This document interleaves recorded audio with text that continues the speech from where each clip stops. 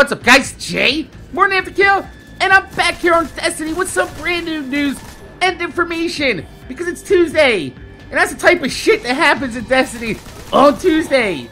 Is all the activities reset, and Bungie rolls out a brand new update. Sometimes we agree with the update, sometimes people just really do not like the update. I think this update is going to be one of those that a lot of people really do not agree with. So let's go ahead and get right into it because this is a hefty update to the game. So first off, they fixed the bug where the Valkyrie 05X ship was the same as the Aurora Lance. I kind of feel like all the ships in the game kind of just look the same. I was going through all the different ships that I had in my inventory and I was like, these look like ship. No, seriously though.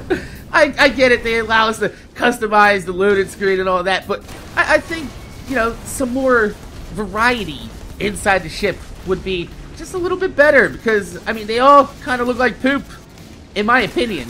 But let's go ahead and move on to the classes because Titan, his unbreakable perk, they fixed an issue with the perk granting more agility than intended. And also, the Warlock gets the Brimstone perk fixed, which allows you to explode players when you hit them with your Scorch melee. This perk can now activate if a player is airborne, so that actually seems pretty fair because it wasn't working as intended. So let's go ahead and get into the meat and potatoes of this dish. This is where a lot of people are really gonna be like, Bungie, what the fuck? So first off, they fixed some issues related to quick weapon swapping. They don't really go into any more detail than that. Possibly there might have been a bug or a glitch inside of the game, sort of how Borderlands has, where you can merge weapons if you swap them fast enough. Hopefully there wasn't any issues with that, but it seems like Bungie has that under control. But auto rifles. Yeah, I'm looking at you motherfuckers because I use auto rifles too, and this one hurts just a little bit. It's like a slight, like somebody walked by and just flicked your nutsack. Just one individual testicle, just pow! And that person's hands are the size of Shaq's hands. Ow. So, let's go ahead and get into the nerf on auto rifles.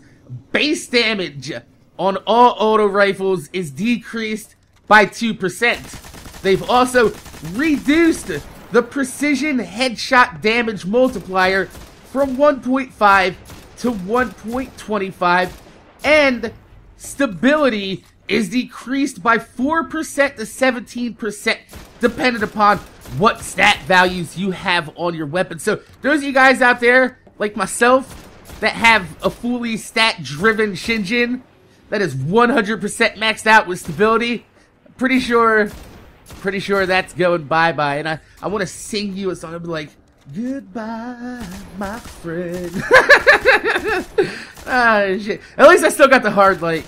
But the stability is going to be decreased on that too. And that's going to suck big time for the hard light. Especially because it needs that stability. And when you go ahead and take that stability on the hard light, you lose all your accuracy. So that's going to be pretty shitty. So let's go ahead and check out the hand cannons because they now have their in-air accuracy increased. Now, this was a big problem when I used to use my hand cannon all the time. I would try to shoot enemies in the air, even in PvE, and the bullet would go nowhere near the enemy. So I am glad that they actually fixed that. How much accuracy they gave it in the air, I don't know, but I hope they made it pinpoint accurate. Because hand cannons already kind of suffer by default from having the slowest dog shit molasses in July fire rate that you ever seen. I mean, there are a few hand cannons like the Last Word where you can fan the hammer and shit, but I mean, honestly, the average hand cannon is at a disadvantage inside the Crucible at the very least. At the very least. So, scout rifles. This is actually something that I really do agree with because scout rifles in the alpha and the beta were fucking awesome. Inside the regular game, they came out just shooting rubber bands, man.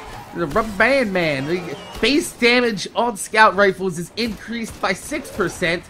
Damage versus alien combatants increased 6% to 25%, which means in PvE, these guns are going to be a lot stronger, but in the Crucible, there's only going to be a 6% base damage increase.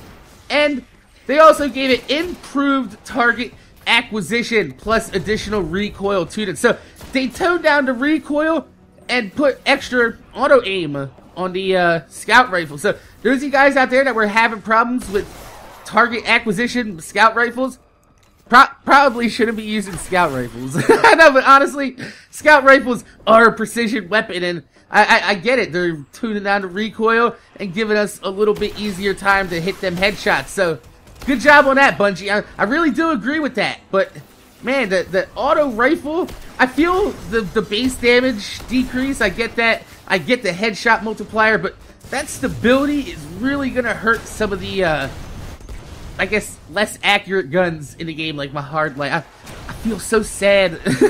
Let's go ahead and move on though, because shotguns. Yeah, I'm looking at you, motherfuckers. They decreased the base damage at maximum range by 20%. The shotgun package perk now has a slightly wider cone of fire, and the rangefinder and shot package perks are now mutually exclusive. So the shot package perk is when you go ahead and upgrade your weapon, and it makes your spread of pellets into one finely tuned burst. It's basically like a slug. If you know what a slug in a shotgun is, just like one round metal ball put in there, just boom, just high damage. But you have a really huge window of missing everything because you only got this one little area that your pellets are going. That's why shotguns are actually, you know, popular, is because you could just pow, just your whole screen is pellets. But with that perk, if you're a little bit more accurate, you aim down at your sights, you were able to fire off some pretty nasty shotgun shots. But now you can't have the rangefinder and a shotgun package perk on the weapon at the same time.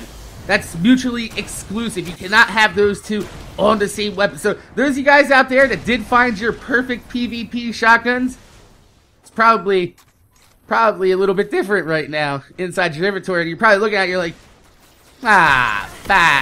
come on, Bungie. Where's my shotgun, shit. Shit. And let's move on to the exotic weapons, because this is something that everybody was beating the drum on. The Vex Mythoclast. The gun you get for beating the raid on hard mode. Base damage decreased.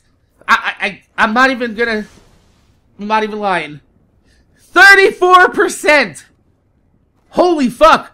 How strong was this weapon before they nerfed it? If they feel that losing 34% of damage on this gun, that must have been one strong...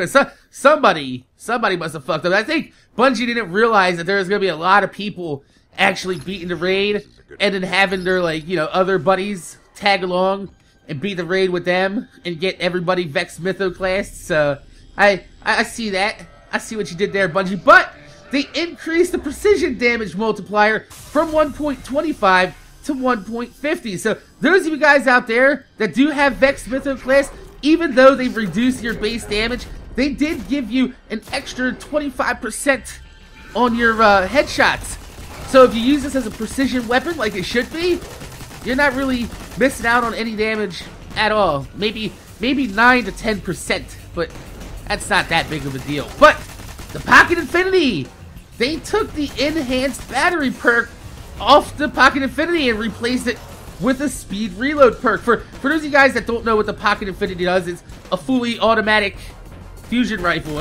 After the first burst, you can just waste your entire clip, and it just completely destroys everything in its path. And with the enhanced battery perk, you were able to make the magazine from 3 to 8, and it's just absolutely insane. So now, instead of giving you the option of having a huge, almost bottomless clip with a fusion rifle, they now say you only get 3 shots in that clip, and you're gonna go ahead and have to reload. But you get the speed reload instead of enhanced battery, but that kind of takes, like, the whole, like, holy shit away from the Pocket Infinity. It's still a pretty beast weapon, but it's not able to trash Atheon or some of the bigger enemies in the game like it used to be. And that's kind of a shame, but I I get where Bungie's going with that. They don't want to see, you know, their raids that they spent all this time making to be almost impossible.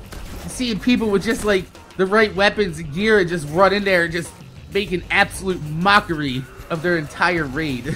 So, with the perks in the game, Metal Detector, they fixed a bug that prevents this perk from actually providing additional ammo. I'm pretty sure that's the perk that says when you have this weapon equipped, you find additional ammo for it. If it was actually preventing you from finding ammo, then that's a bug. Then we have Lightweight. They fixed the bug that allowed additional agility to apply even when a weapon was stowed. So I'm pretty sure this might go back to the original bug where they said that they fixed some issues related to quick weapon swapping. I'm pretty sure that the lightweight and quick weapon swapping probably go hand in hand when you're talking about this bug fix. So that seems like something that probably should be fixed, especially if you don't have that weapon out. You probably shouldn't have the extra agility when it's in your pocket. It's just, that's how it works. It's how Bungie intended it to work. And then we have strikes. The engram rewards from strikes now appear in the post-game activity summary. Alright, pretty cool with that. And the raid, Vault of Glass. You got the Templar, the Templar boss. They, kill volume was added to sniper platforms to prevent players from sitting on top of them. And the relic is now removed and respawned if the holder leaves the playable area. Now, what I'm pretty sure was happening, now, I haven't been into Vault of Glass myself, but I did hear my buddy Goth explain this morning, that there are people that were leaving the area and going back far away to cheese the Templar with the icebreaker because of the range. So now they kind of removed those cheese spots for the Templar. For those of you guys that do the Vault of Glass, there you go. No more cheese spot for the Templar. Womp womp womp. And then destinations. The Fallen have retreated from their hold over the Rocket Yard to discuss the new takeover plans. Now, I went out to the Rocket Yard on Earth, and I still see the Fallen fighting the Hive.